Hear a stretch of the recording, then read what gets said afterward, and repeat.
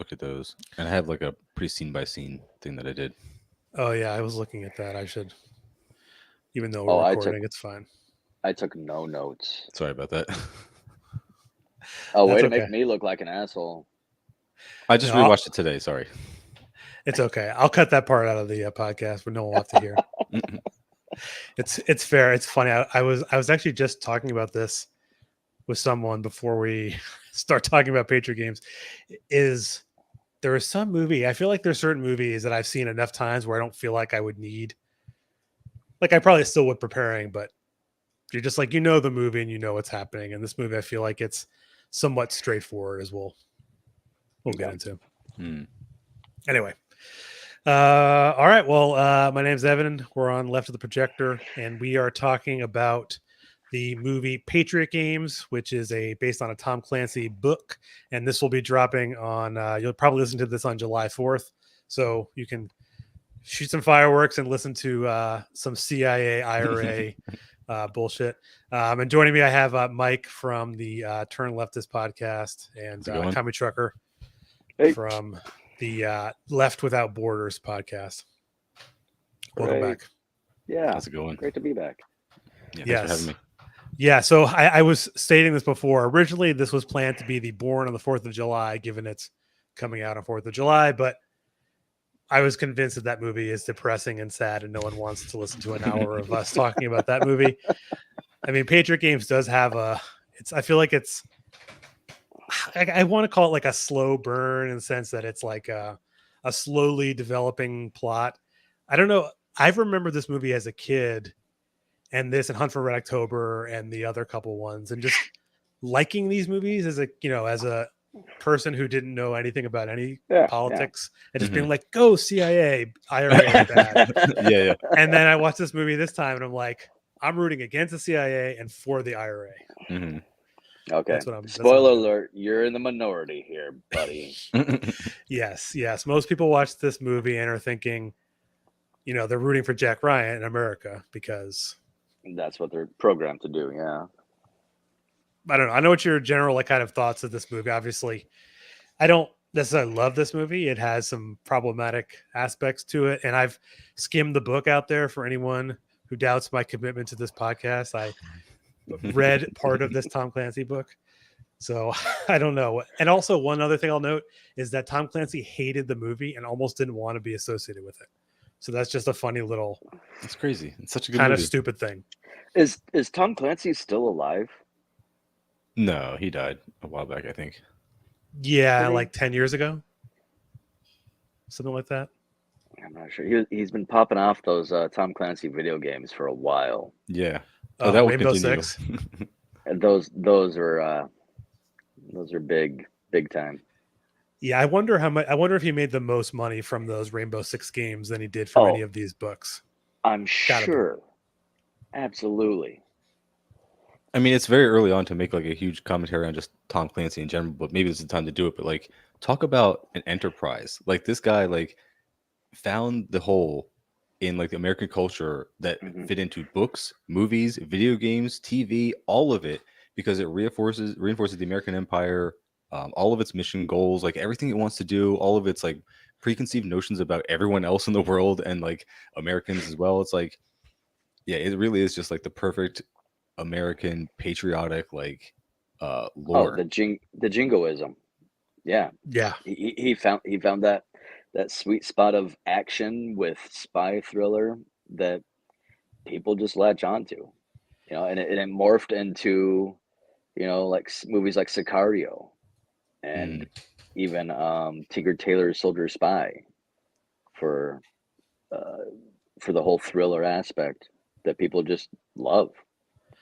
Yeah, I feel like, and the interesting thing, if you look at like sort of his background, he worked in insurance in the 1980s, and he apparently wrote The Hunt for Red October on the side, like in his spare time. Wow! So it was almost just like a complete, he just like fell into this.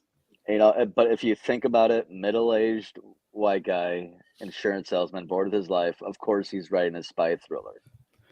I mean, Evan, you've probably looked into him more than I have. But I've been led to believe that what led to Tom Clancy being such a hit was that he was really accurate with a lot of his portrayals of like military, either tactics or equipment or something, and so he really took off for that. Like, yes, and the thing that I didn't look into this deeply, but what I have wondered and have been curious about is how did he pull that off? So he's writing The Hunt for Red October like on the side during the Cold War, so during the early 80s. Late, I don't, it doesn't say how long it took him to write it. So I just don't. It's such a strange thing. Like The Hunt for October. Personally, I think that's a better movie than Patriot Games.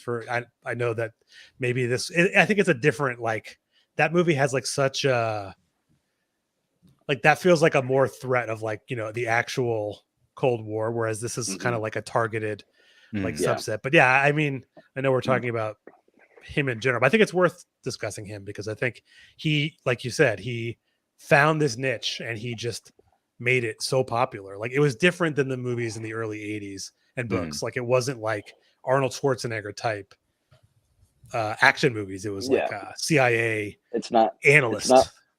It's not over the top. It has its lulls, its slow points, you know, to give it the sheen of authenticity. And as far as it being accurate with the tactics and the military stratagem and all that, I mean, the military funds half of all Hollywood movies, you know, if they portray the United States in a positive light. So I'm sure that once he started popping off, the U.S. military was more than happy to help with the details. Yeah, I'm sure after Hunt for October, when it was very popular, they realized, okay, this guy is an anti-communist. He's pro-CIA. You know, what basic information can we feed him to help do that? And you know, he was wishing it was himself, right? It's like an analyst for the CIA, right? Oh, yeah. He is Jack Ryan. That was the whole assumption I had for like why he was able to write it so accurately, is because he was just a nerd. He was like one of these Discord guys, like that guy who exposed all the military secrets like last month or whatever it was. He was like one of those before we had computers. He was just doing it in the 80s, and especially impressive that he's doing it during the Cold War when you know they're trying to lock down that kind of information. But again, it probably helps if you're like a middle-aged white dude. Like, you're not going to be very suspect, even though those are the dudes who commit all the terrorist attacks. It's the right-wing middle-aged white guys. No. You're confused. Clearly, middle-aged white men never do anything wrong. Yeah. No, never get canceled. Never go woke. Well, but before, I guess we'll talk about Patriot Games. But the other thing I was going to mention is that I mentioned before we came on is that Tom Clancy also was annoyed by the way that the movie was portrayed, or the way that Jack Ryan was portrayed. He claims that the CIA agent was too left-leaning in the movie versus the book, where he made him like a right, which also is giving himself away, saying, you made my character, me, too liberal. Yep. He wasn't ruthless enough, and so he doesn't fit my. Even though he's in the control room, like begging his commander to just nuke these random tents in the middle of the desert that he doesn't know who's in there. Yeah. So just as a quick like breakdown, and also I only add one last thing is that so in the original movie, so Patriot Games technically takes place like before the Hunt for October in like the timeline, even though the Hunt for October came out first. Which I don't really. Whatever you want to say is that but they changed the person who played Jack Ryan. Like in Hunt for October, it's now I'm having a blank. I haven't seen Hunt for Red October. I mean, that was Alec Baldwin. Alec Baldwin, right? So he plays Jack Ryan, and so when they were sending out this to him, apparently there's like a money dispute, which probably is the main reason. But supposedly he was against the way they portrayed the IRA in the movie. That's like a rumor. And so that's why Alec Baldwin didn't want to do Patriot. Baldwin. So, and Clancy apparently wanted to take his name off of it, which he didn't do because he wanted to get paid. Yeah. At the end of the day. You know how that works. But yeah, so this movie is pretty much, I was looking at your notes, Mike, that you sent. It's like, him and his family, so Jack Ryan and his, I don't know, like 8-year-old daughter and his wife are in London, and just so happened he seems to be in like the perfect spot to stop a assassination attempt or kidnapping attempt. I'm not 100% clear what they were. I think it was kidnapping or assassination of the Duke of the royal family, and so he stops it and kills in the attack, or the moment, kills like the younger brother of the main, I'm going to say this in quotation marks, terrorist, because they say the word terrorist constantly throughout this. But it's like, that you can get into that debate of like freedom fighter versus terrorist kind of conversation, working for the IRA. And so that's what kind of begins the movie, is that basically the IRA attempt to they try to kill Prince Charles, and he saves the day.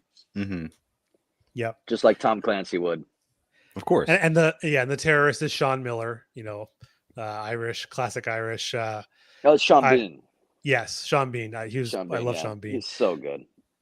And so that's what he's in the book. Just as a side note, he doesn't actually kill his younger brother. That's just added to the plot in the movie. Oh, okay. For whatever reason, I think it makes it more obvious why he's out for revenge. That's the left-wing aspect to it he didn't like. So it was revenge and not just cold-hearted murder.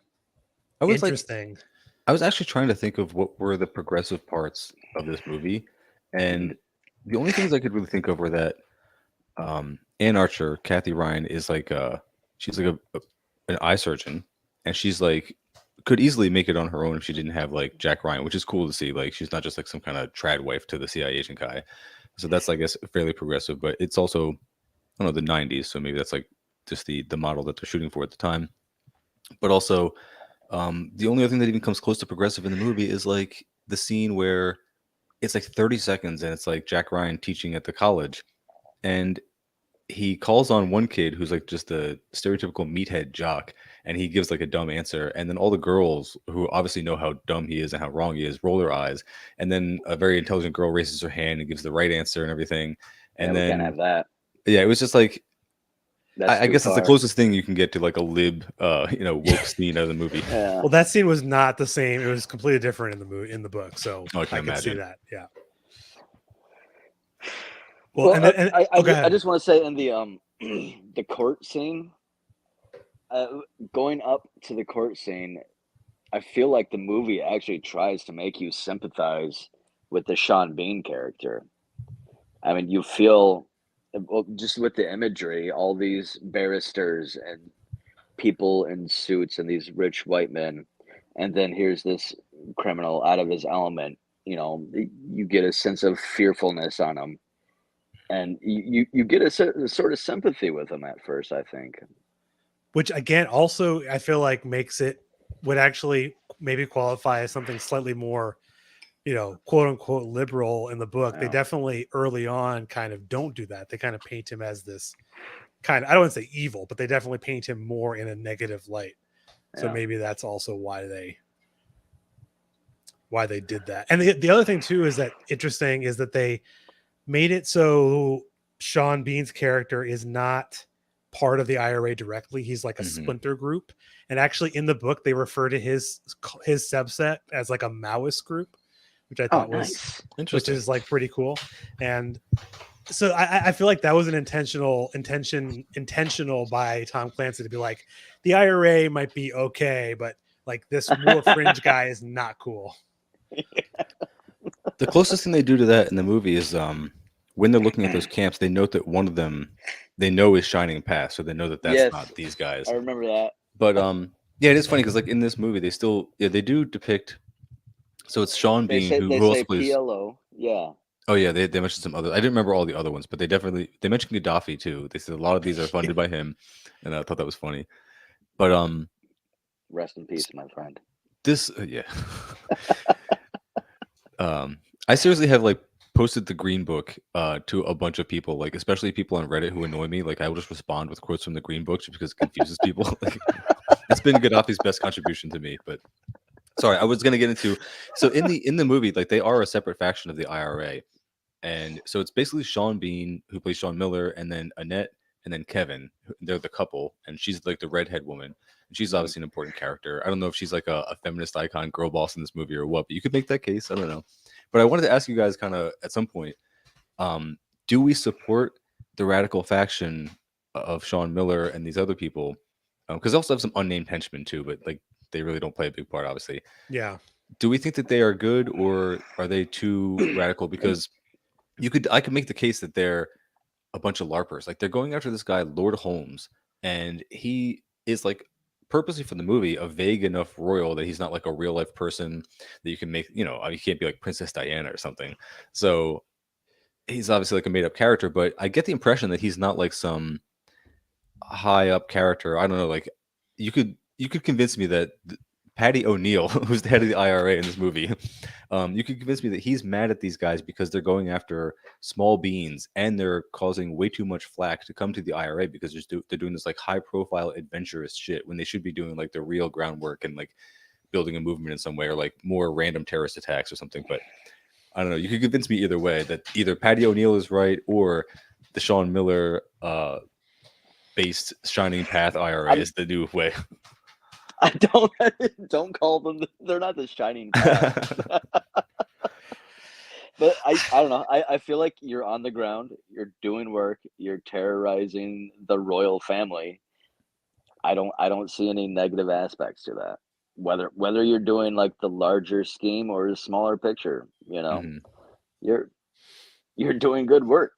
But then in that case, you still have to be against Sean Miller and on the side of Kevin and Annette, because they actually want to go after the royal, and then Sean gets personally fixated on Jack Ryan, which makes him the character. Yeah. Like I could totally he went off the path a little. He went off the Shining Path.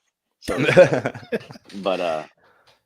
but initially the initial plan of like kidnapping the Duke or whatever, I'm not gonna fault anyone for doing that in Minecraft. I mean, I could see your point. I could see you could say that his sort of subgroup is like they're doing like what they call like it's not sanctioned by the IRA. Basically, is kind of the way they look at it. I don't know. You could say their group is out for like. I mean, the way they portray them is like they're a vengeful group rather than actually they're doing things for themselves. They become like individualistic in a sense than they are like for the actual movement of the IRA. So I could say they're kind of. Are they more like a mercenary group, or are they fighting for the cause of a free and unified Ireland? I feel like they were, and then they kind of like go off because his brother is killed and he just goes off the deep end.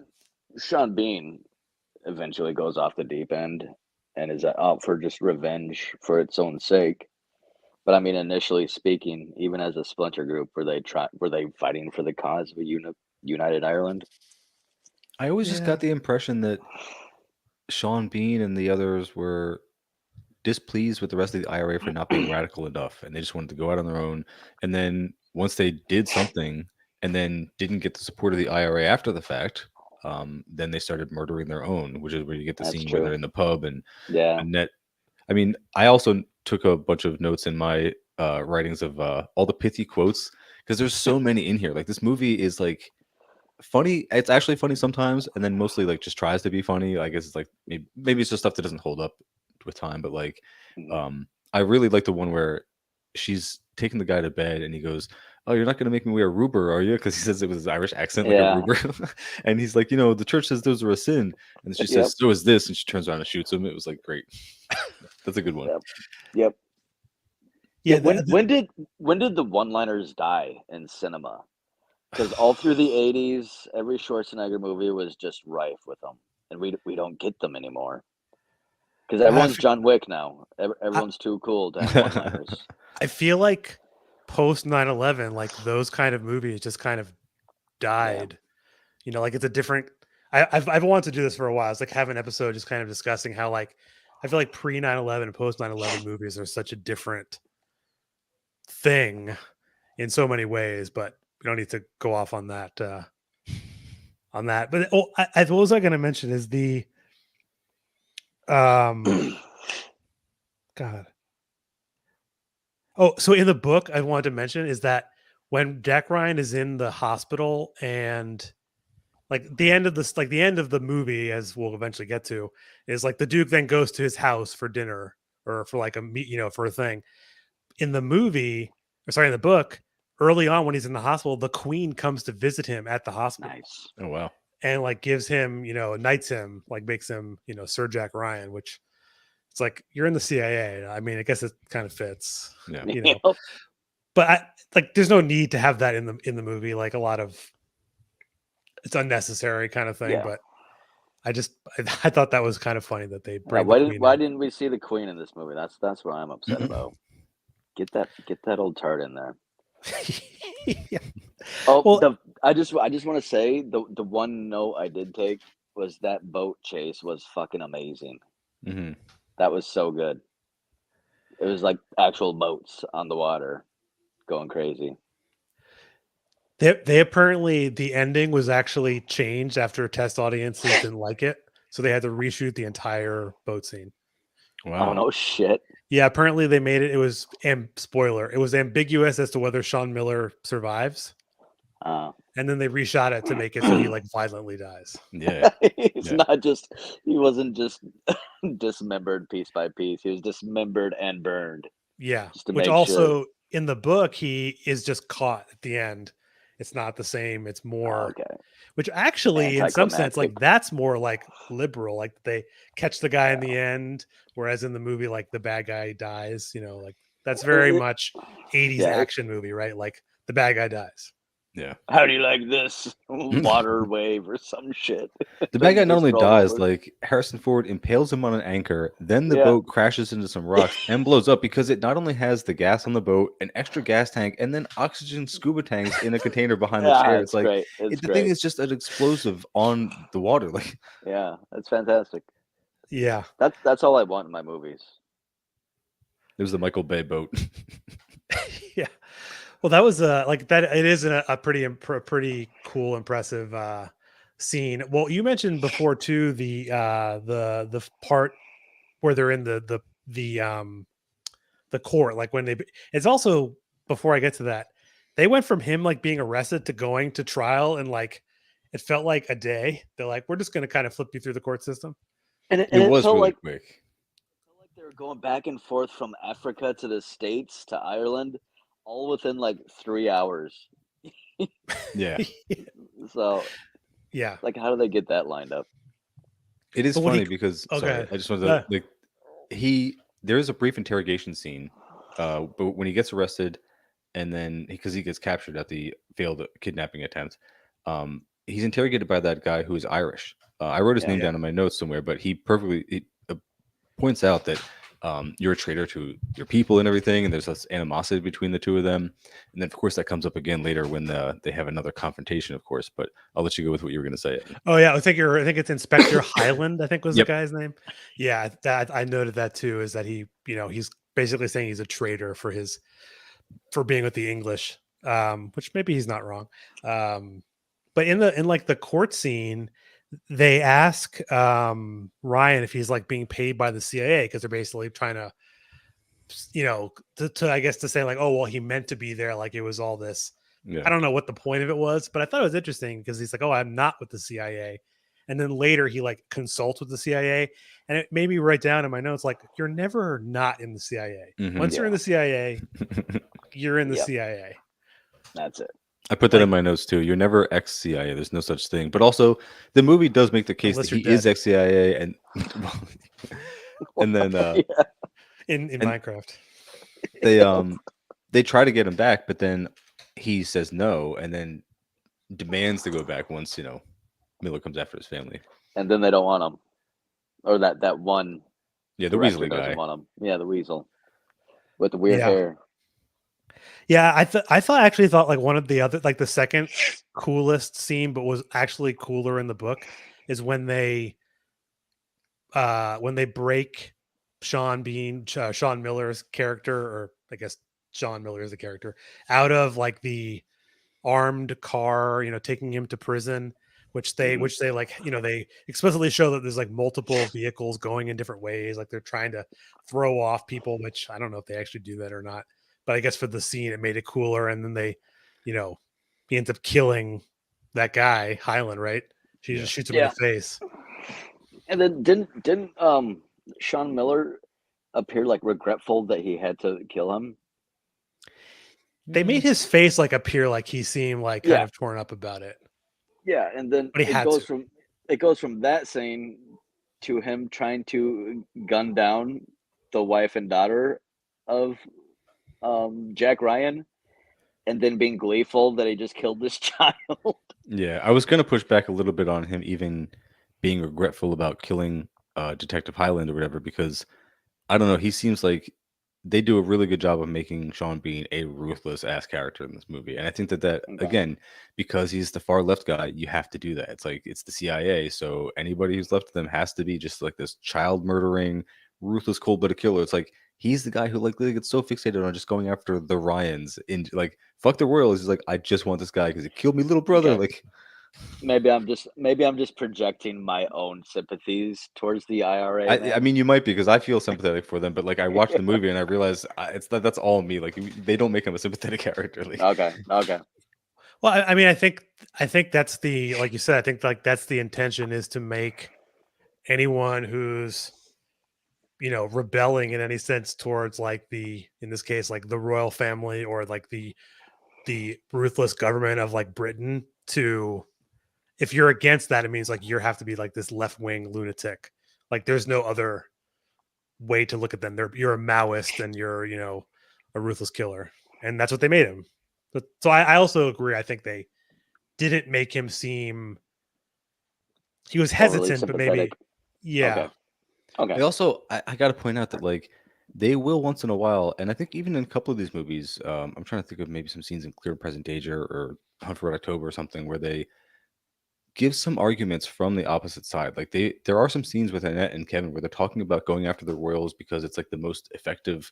They don't use the word praxis, but they start talking in like some sort of like left-wing kind of terms, and it's because they're skipping over the other parts. They're not saying we're going after the royals because they are atop this mountain of landlordism and colonial exploitation and expropriation of wealth for centuries. They just say we're going after these royals because they're the figureheads of this oppressive state or whatever, and like they just kind of leave it at that. So if you're just an American audience, you just hear that as like these people are crazy using these big words to justify their terrorism. Like, well, and they also dialectical materialism of our praxis will get these words.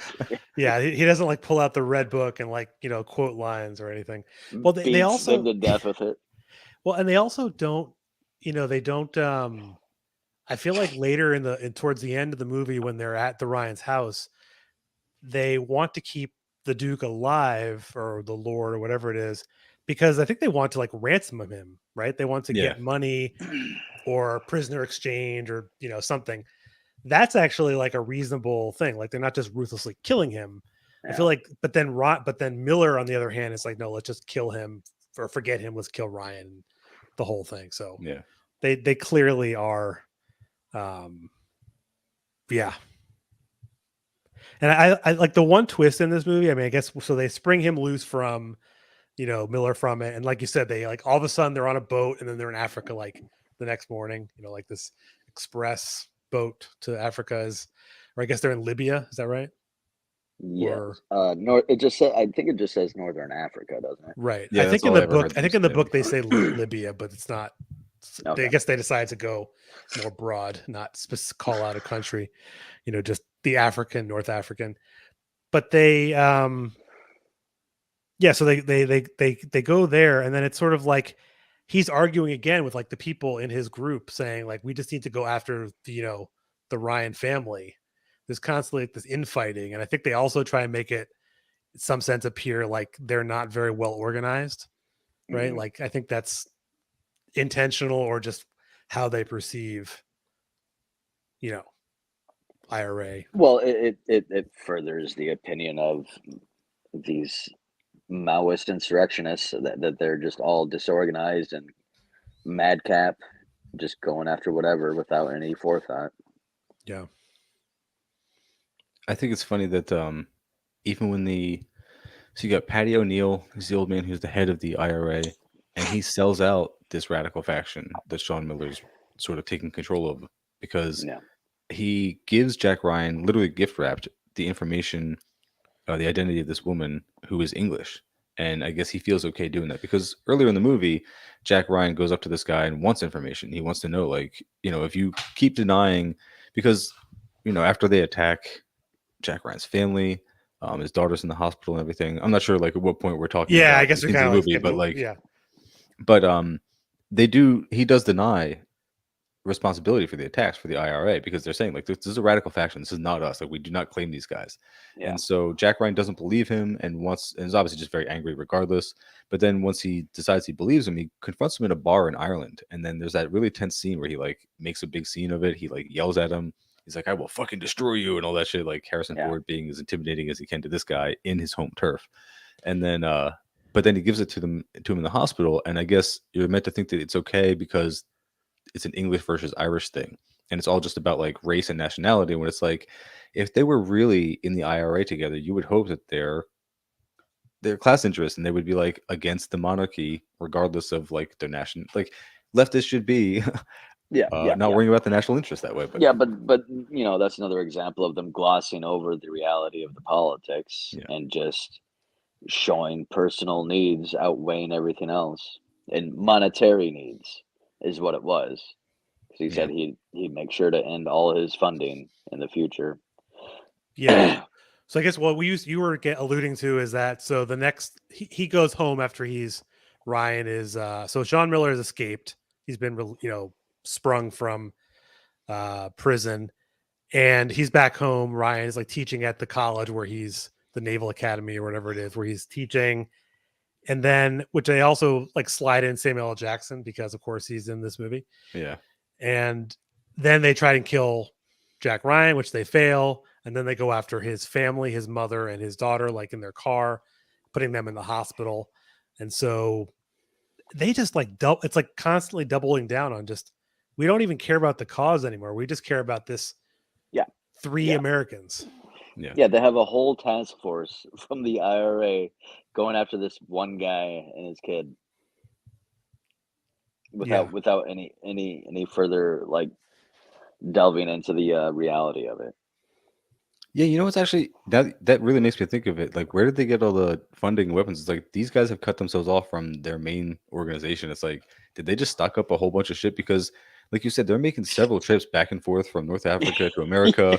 How are they doing that? You know what I wrote down right around this point? I wrote down when they go back to Africa, I wrote down who was funding the IRA. Well, that scene where Jack Ryan confronts that guy in a bar in Ireland, and then the next scene he's in the States, giving him the information. Like that's what $8,000 alone just those two trips. Well, what are we doing? I think I know. I think I got it. You know who's funding the IRA? The CIA. Who? Oh, of course. They're funding different groups to fight against each other. There you go. Jack Ryan and the IRA. Those are the two groups. No, even better. Gaddafi is funding the IRA, but the CIA is funding Gaddafi to do it. Like, oh man. Yeah, so like the money is just going like from one faction to another, bouncing around. Yeah, that would actually be pretty perfect. But I mean, it's a good thing the CIA in real life doesn't fund any terrorist groups that we end up fighting against. They would never. That would be embarrassing. Yeah. There's no guys in Afghanistan that ever would have happened to. Thank God. Yeah, the money is nice and clean, but I actually don't really know, like in like actuality, like how the IRA. And I don't know. I know that on Nick, who was originally going to join, he's from the Intervention Podcast. They're doing an episode in the future about the IRA, which is interesting because I honestly don't know that much, like historically about them. Really how they're funded, because that would be interesting to me. Read this book. Killing Rage. Yeah, it's so funny. Good. He was just asking for book recommendations for his series. I should tell him that. Yeah, Killing Rage by Eamon Collins. It's excuse me. You have to kind of separate yourself from the author because he ended up turning and and all that. But but it's a pretty in-depth look at the tactics and strategies of the IRA and the realities of Northern Ireland. Well, that's pretty cool. It's a really great book. Yeah, I should check that out because I also don't. I'm just, I looked like very briefly into a little bit of it, but so I mean that's a, in the other thing I noted in the book, they make Sean Miller's character much less like bloodthirsty, whereas like in the the movie, I feel like they really, I think I've already mentioned that. Like I wrote down like he's psychopathic, or I think that Jack Ryan calls him a psychopath. Like that's why he wants to get back in the CIA. He has to go after this psychopath, and it's like you have to qualify enough of a threat to his family, and of course they have the. Oh, go ahead. Go ahead, Mike. I was going to say he calls him at his home, but you go ahead. Yes, he does call him at his home. I was just going to say like I didn't see the mad psychopath until towards the end. Like I must really just be projecting, wishing he was a good guy. I mean, Sean Bean is just so charismatic. You got to love him. He's great. Yeah, great. I know. It's like it's hard to not be like, oh, this. Yeah, like just give Boromir the ring. Fine. What's the worst that could happen? I think I was making. I don't know who I was making that joke with. I was like, oh well, like, he's a greedy guy. He just wants all the power for himself. It's funny. Yeah. So I guess now this point is where his kids are in the hospital. His wife and kid is in the hospital. Like his kid's like more injured. His wife gets home, and this is where he's like begging to get back in the CIA. And it's funny because it seemed like the other CIA analysts and agents like don't like him because they just basically like, oh, you can just hop on in whenever you feel like it. And I'm sure it doesn't feel good, even if you're in the CIA, to be like, this dude a fucking insurance salesman yesterday. Now you're the CIA. Yeah, they don't really in this movie you don't really get any like backstory. And really in any of the movies or books, you don't really like. There's no really continuity between like characters. They kind of just happen independently. But clearly he's, pictures himself as like a big tough guy, I think, but he's just an analyst. I mean, what's the TV series about Jack Ryan that's hot now? Oh, the Amazon one? Yeah. What's it called? I think it's just called Jack Ryan. Jack Ryan. Yeah. I haven't seen it. I think it's on the 4th season now, which is crazy. I just remember with Kaczynski. Yeah. Yeah, I just remember when I refused to watch it, but when it first came out, that initial preview for it, when he says, if Venezuela had a nuke, we'd already be dead. My mouth just dropped. What are we doing? I don't know what year that first season came out. What is it? 25 years ago, maybe? I want to say it was like 2016 or something. It was a while back. 2018 is the first season, but I think they like was already like the plot, like the trailer is probably like a year before or 8 months before. I feel like when that came out, I'm already at the point where like I can't watch like this. I can't watch more jingoism. Yeah, I can root for the bad. I watched all of the Marvel movies. I can't watch anymore. I know. When those 10 years ago when those started coming out, I watched them. And now the thought of seeing another Marvel movies, if my kids want to see it, I'm like, you can just go. I can't. I also just can't imagine that the Jack Ryan series or any new Jack Ryan products or even related products that aren't Tom Clancy things are going to be, because I got to give this movie credit. There are some like, it's not that there isn't any character development. It's like they asked Jack Ryan to come back to the CIA when Sean Miller escapes, and he says no, and he claims to want to to say no because like he knows his wife doesn't want to do it, and he says he doesn't want to do it either. And then they claim to not want him, or at least the Weasley secretary guy doesn't want him, because they act like he's going to be taking it too personally now that his family's been attacked and his daughter's in the hospital. So I guess that kind of does make sense, at least as plot points in the movie. Like that's not too outlandish, but then of course James Earl Jones like big dicks the guy and comes in and says like, what, you were telling him we don't want him around here anymore? It's like, obviously we want this guy around, like it's Jack fucking Ryan. So I think that like takes precedence. So I mean, are you gonna say no to James Earl Jones? Yeah, right. It's Darth Vader. No, Yeah, well, exactly. yeah, you don't say no to. And the other thing is, so this is the part of the movie where Jack Ryan, I think you said before, is like normal CIA kind of guy. They're trying to identify like what camp they are at in North Africa. And I think they actually specifically mention that it's an arms dealer who supplies Gaddafi, right? Don't they say that? Yeah. And so they're clearly, and the other thing too is he's like, oh, you have to retask the satellites to get this image. And he's like, well, do it. He's like, what are you waiting for? I know how to do it. And I thought it was also pretty awesome how the IRA knew when the satellites went by and they could go inside like that. I didn't get that at first. I'm like, oh, they're smart. They're smart when they need to be, but then stupid apparently later. I mean, that actually is another plot point that I didn't really notice until I was watching it today and try to take notes on the movie. Because again, like I didn't say it when we were doing our initial impressions of the movie at the beginning, but I love all these Jack Ryan movies because you can sort of half pay attention to them. Like these are good movies to be on your phone on for a little bit because they are action packed, and even the tense dialogue scenes are good enough that like you don't have to know everything that's going on. You just get the idea, and it carries on the movie, and it's just like a good general feeling, like a good vibe throughout the whole thing. Yes, But I think that goes back to what you were saying, where he kind of filled that niche that was missing with the thriller / action movie. The whole vibe of it is what American audiences love, I think. But what I was gonna get at was that it almost feels like it's a extending the movie device to have the whole retasking of the satellites. But also it kind of works on two levels because the IRA are out there in the camp.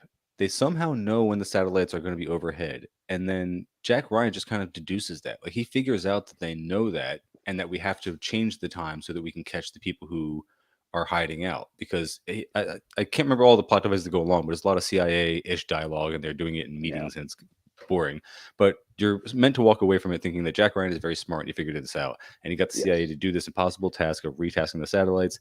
It works. They see this redheaded woman, and then he recalls her from all these other attacks. He saw her at the attempted kidnapping of the royal. He saw her driving the Jeep when they tried to assassinate him outside the college, and so he's got this hunch that's like this woman with the bright red hair, and then they see her on the satellite photo, and then it extends the movie by a good 10-15 minutes where they have a meeting with James Earl Jones, and he says like, I have this hunch that it's this girl, and he's like, not quite enough, bro, can't go on it. And then 15 minutes later it's the same meeting, and he's like, well, what do you really know for certain, and Jack Ryan says, oh, my daughter's love. It's like, that's good enough now, and we can run some satellite, and we can send these SEAL Team 6 in to attack him. Like, well, in a way, I have to say, like, I think what also we were saying before is that the books feel somewhat realistic.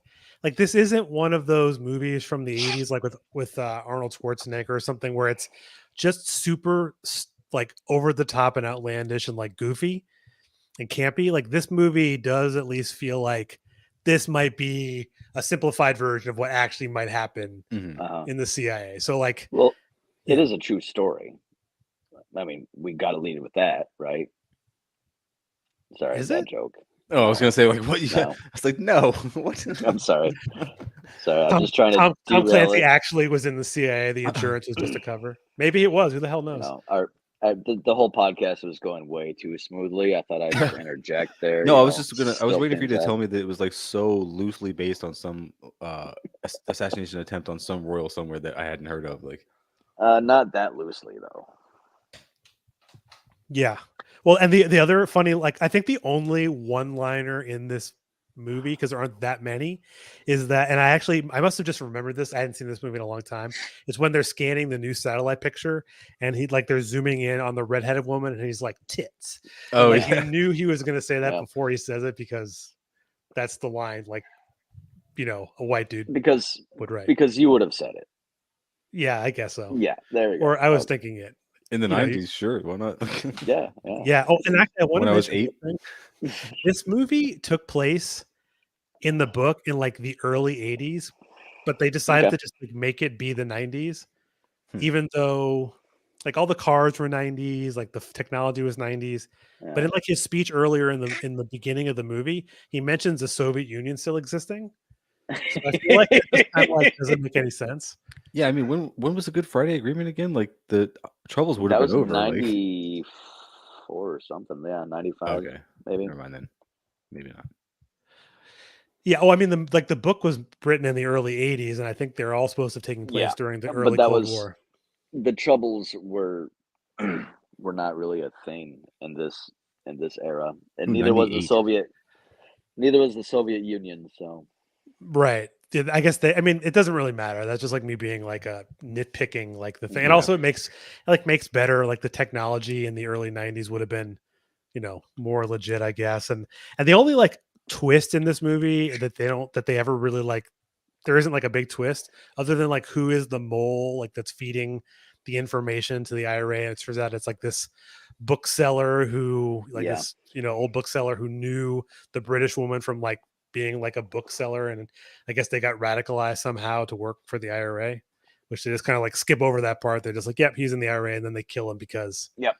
Then they just murk them. Yeah, and they also never explained how they got in contact with the secretary for Lord Holmes, who was the one giving them the information that they really need, because he's like the key character. He's that sneezely, that's not even a word, the sniveling Weasley character, who's the secretary to Lord Holmes, and Dennis I guess that's the other Cooley. twist. Yeah, he's the one. So the way that it works is like the English lady goes over to Dennis Cooley, the bookworm, gives him a note. They talk about it in code in like bookbinding terms, like, "Oh, I need a rush job on this book repair, sir." Yeah. And then he calls the secretary in the Royals office. He gets them a bunch of information. Then they know where to bust out Sean Miller from the car and which car to attack, and they know where and when the Royal is going to be when he visits Jack Ryan. And oh, actually, we're not going to attack him when he's shopping in New York. Let's go get him right at Jack Ryan's house and kill two birds with one stone. Like it's perfect for the movie. Yeah. I mean, I guess it's interesting that I wonder, they don't give any background information about like the guy who's working for the Duke or whatever, like the kind of like the mole in their group. I wonder if he like is Irish actually, or I guess he wouldn't be if he's working for the Royals. Like there's no. I hope he's okay.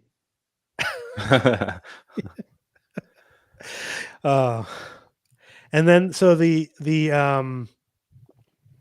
I wrote down like as they like the really like the last part of this is they give an excuse to have dinner because Jack Ryan like can't meet the royal, in England, so they go to his house.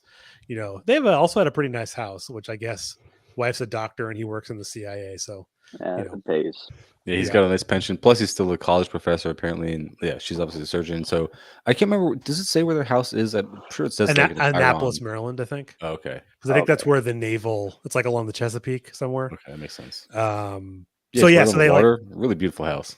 Yeah, I assume it's meant to be on the Chesapeake Bay, so I think it's along the bay there. So that's probably where the. I just remember the whole action scene at the end. It was like 15 minutes of these people trying to figure out how houses work.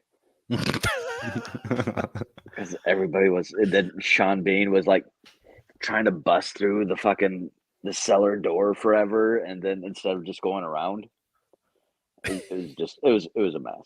Yeah, that last part was a mess. Well, they had to give the wife takes out one of the people because she has no bullets in her gun or in the shotgun, and she just like barrels her or him. I don't remember who it was. Like in the face. It was the redhead, wasn't it? That she knocked out with the shotgun. I don't know. I think it was. Yeah, it could have been. Yeah, I can't remember what her character's name is. It Polly? Because we can't have women fighting men. Annette is the redhead, and Kathy is the wife. Oh, Polly Walker is the actress's name. Oh, I see. Okay. Yeah, we'll say it right in that. Yeah, so they like bust in on the house. They like take out the whole like all the CIA, I guess, guards watching, and it does seem like he still like rallies more people to his, his cause. So like that's one thing to also. It seems like they're being disavowed by the IRA, but yet they still have like enough. They still people. get more goons. Yeah, I mean they had like 6 people. So they have like the 3 core people and then at least 3 henchmen that they brought with them. And because when they do capture the secretary mole guy, Harrison Ford shoots him in the knee and then asks him how many are there. And he says like 5 or 6. And then he calls out to Kevin and then they knock him out. But I mean, was it you, Commie Trucker, who pointed it out that like part of this major plot point that sticks up the IRA is like just how huge Jack Ryan's house is. Like they cannot find all of his family, and they escape on the outside. They climb out on the vines in the window. Like he has this expansive house with all these trestles on the outside that you can climb down. It's like perfect for escaping the IRA if you need to. Yeah, exactly.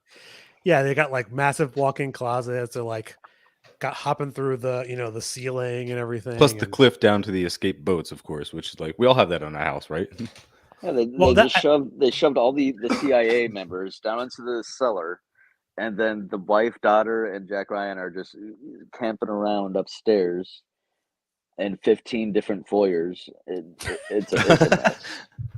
I don't know what they're doing. Yeah. Well, and the thing that too, they make it seem like the boats for escaping were just the IRA's boats. Like I don't know that Jack Ryan had a boat. Perhaps I don't know. They don't really say. I guess. No, I think they are the IRA's boats that they brought to then kidnap Lord Holmes and whoever else they were going to take. They didn't need both of them since they killed 3 other IRA guys. Yeah. Like so, I guess so. They get to the house via boat. I guess that's what happens, and they sneak up the cliffs, and then they just take out a bunch of people, and then that's what they did because they had to have taken out. They rappelled down. I remember that. Yeah. I was thinking it was like a funny thing that Jack Ryan is so paranoid about his family being attacked that there was that scene where they come home and there's a whole security system being installed in the house. You see these guys running wires on every window and everything. And his home protection is a 2-barrel shotgun with the shells stored in a different location. And it's like he doesn't have like a gun. Gun collection. He does shut the door and hit the buttons on the panel or whatever that was newly installed, but nothing comes of it. But also in his defense, like the Royals were there, and there was also like a whole CIA security team and whatever the Brits brought, because I'm sure they had some security team with them, and the IRA with their 6 dudes cut the power and took them all out. So slightly unrealistic. But also, if the IRA is gunning for you, don't invite the Royals to your house. Yeah. Okay. They could have just blown up the house. Yeah, seriously. Yeah. Well, but I guess they could have. They needed the Royal as like their ransom. Like that was the initial goal that Sean Miller's like, screw this. We're just gonna. At this point, I don't think he really cared. Yeah, he just wanted the revenge for his brother. Yeah, and the thing I wrote, like I think the last note that I wrote in it was that it's very much like this narrative of like I feel like it's a common trope in like some of these movies, especially like the Jack Ryan. It's like the average Joe analyst is like the hero. I feel like it's this unlike the Arnold movies where it's like this steroid ridden like jumbo soldier saving the day. Yeah, it's our like elite systems of like the government's Navy SEALs. It's just this random dude, which I think is funny also because it just kind of like fits in the trope of like Harrison Ford movies in general, where he's. I'm gonna write a movie where a truck driver saves the day using pithy quotes on Twitter and TikTok. It's gonna be great. He's gonna say things like everybody deserves housing, and then it's gonna rock. There was like that's literally a meme I saw not too long ago. It's like the writer's barely disguised fetish, and it was like the credits of a movie. It's like well, that would be like a good that would be like a for me that would be like a graphic novel or something like like good artwork like going through, and then you can have like the Twitter exchanges like within the comic book. I don't know. I just want to do the Comic Cons where I'm dressed up as Commie Trucker. That'd be great. Yeah, that would be. Yeah, you don't really get too many left-wing comic book characters other than like the Punisher, who's like kind of like a pseudo left. He's like not really a left-wing person, really none actually. Well, I just appreciate all the comic book fans that have his decals on their cars. I don't know. I was talking about this with someone in another. I don't know it was you on another episode. Like how it's hilarious how that is just like taken to like the dumbest state of affairs of using that as like a right wing. I just know Superman originated by like fighting union busters and landlords. Nice. I want to bring that Superman back. Well, there's that one I haven't seen. It's the movie. I think it's called like Red Sun. It's like as if Superman landed in Soviet Russia. Yeah. Which I haven't actually watched. I've heard it's like pretty decent, but I just like the iconography on Superman. That looks pretty dope. Yeah, generally. I didn't mention this before, but this movie was like a killer in the box office.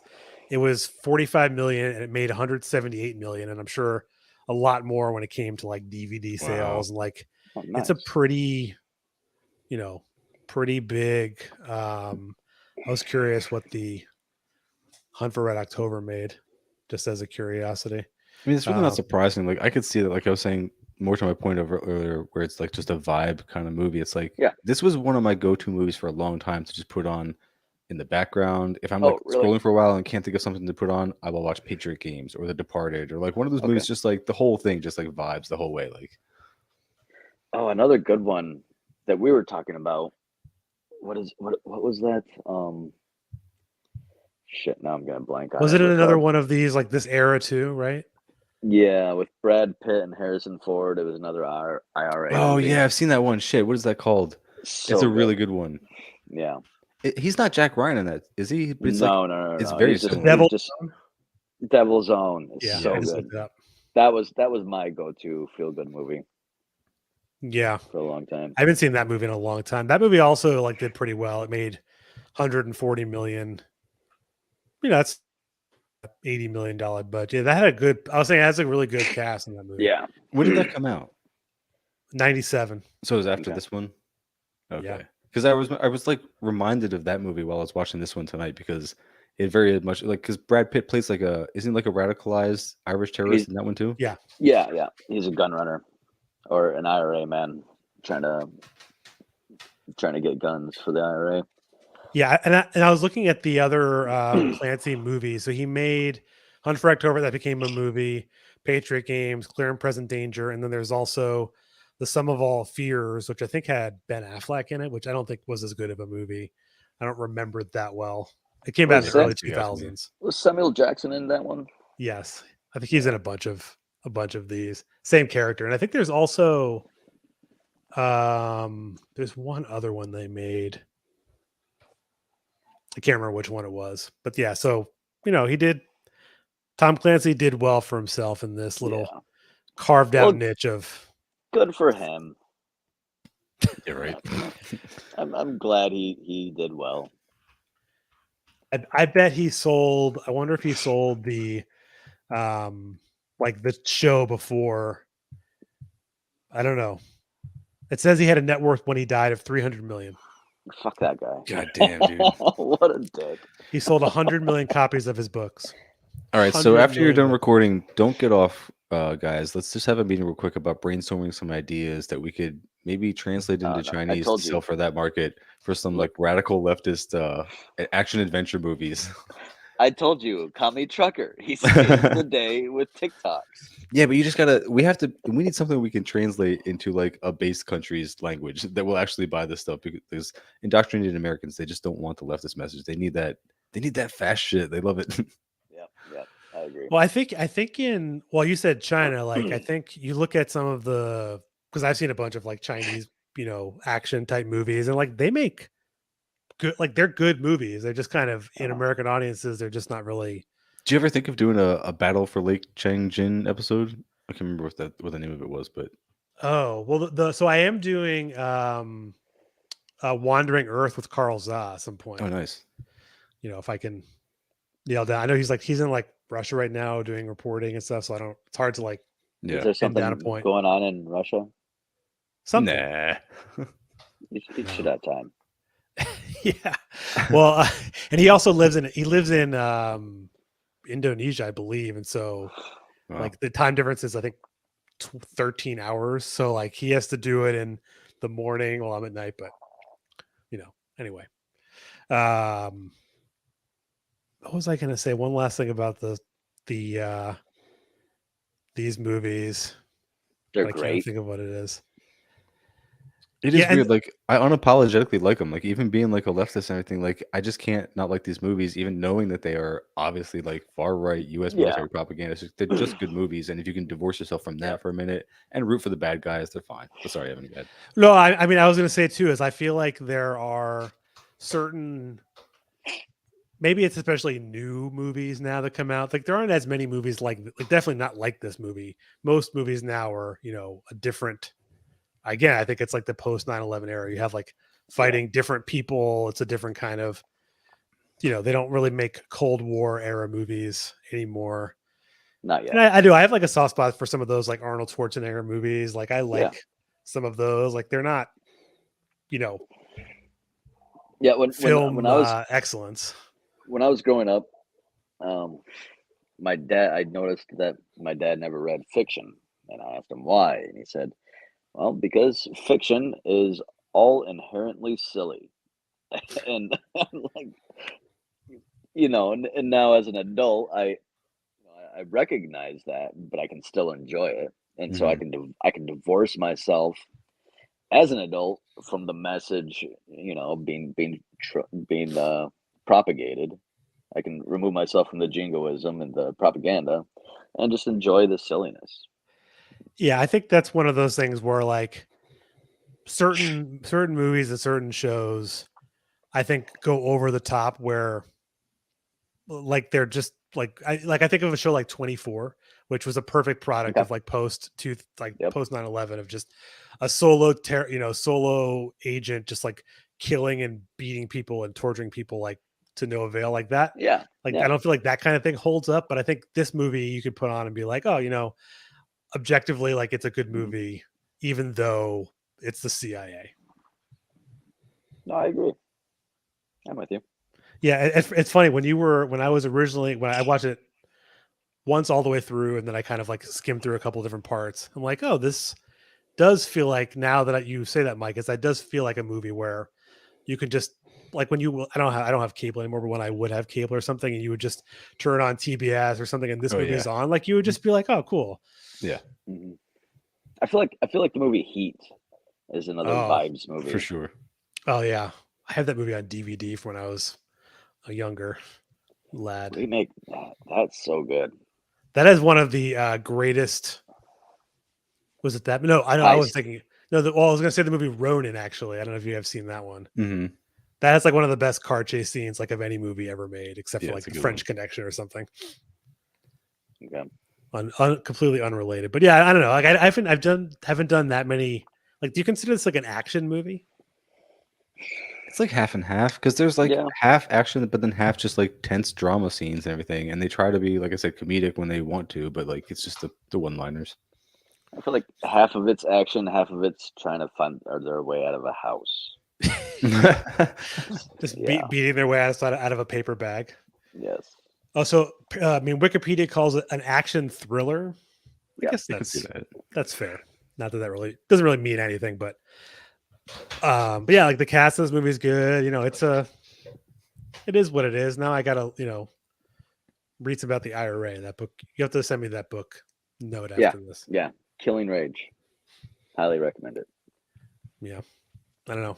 Any last thoughts on the movie or anything? I feel like killer boat scene. Yeah, great boat scene. I don't think there's almost no amount you could talk about the last scene. When I was writing my notes scene by scene in the movie, I got to the part where they get to the Ryan household with the royal there. And I stopped taking notes because it is the last scene. It's just like 20 minutes long. And it's just this long attack on the Ryan house scene.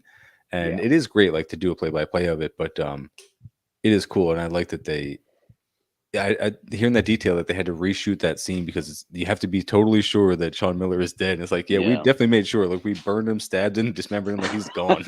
Well, now that you bring up the last scene, here's one thing I also wonder is, so I don't know what the training is like for a CIA analyst, but seemingly Jack Ryan is like hiding in like perfect positions in the house as they're like coming through. Like he clearly, again, it's this massive house, so he has lots of places to hide. Can I mention real quick that he totally just susses out the weasel guy who is the mole in the Royals entourage, because he comes out of maybe the basement, or he's just playing too dumb. He's just like, oh, some storm, isn't it, when all the power is out? And Jack Ryan already knows at that point that the power is not out everywhere. It's only where the power has been cut. And he left it off at that point intentionally to like lure the other guys or something. But like, So he knows right away that this guy, just by vibes, is like a mole before even Samuel L. Jackson does, before anybody else does. And he tackles this guy into the basement and then immediately finds the evidence of this guy being underhanded. He finds the other guy that the Weasley dude killed. He finds like his gun on his person and everything with the silencer. So he's like, oh yeah, not only did I just immediately guess it, but immediately confirmed, like I was dead on. And then that's when I think when he shoots him in the knee and like gets more information out of him. But like, yeah, Jack Ryan is like, despite not being an analyst, despite not being a field guy, being an analyst, according to even that secretary of James Earl Jones, like, look, you were never a field guy. Like, this is not your forte. Like, yeah, they definitely give him a little bit. His like, if it was like a computer game, they like up some of his stats to give him some like, I don't know. Yeah. Sorry, I'll keep rambling on like little details of the movie if you let me. It's if you don't got it, it's gonna seem kind of wild, okay? But us guys in the field, we know when a bad guy is doing some Weasley shit. Mm-hmm. He can smell it. He smells it on him. He's the yeah.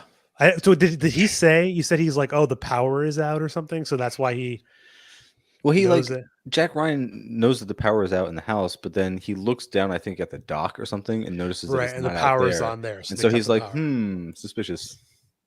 That was the stupid decision. They should have just cut all the power. Like, what do they need the power at the boathouse for? Yeah, I just see the boats. Well, Jack Ryan's house is just too big for these Irish people to figure out. Like, they don't live on these estates like he does.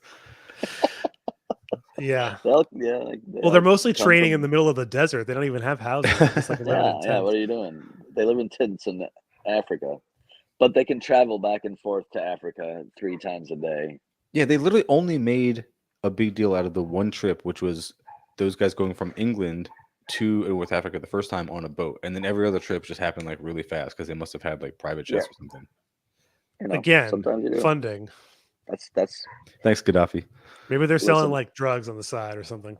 Yeah. The IRA. That's where it's at. Yeah. Remember, kids, if you want a future involving lots of travel, you meet royalty, join the IRA. Official sponsor of Left of the Projector Pod. Yes.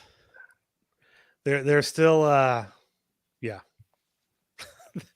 That's about the best promo I could get, right? Well, you got to finally put yourself out there, Evan.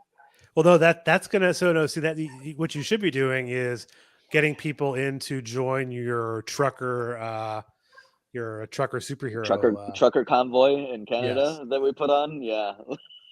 Yeah, convoy, right? It would be a convoy. Oof.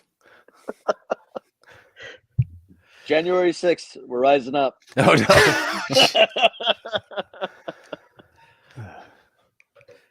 in Minecraft, of course.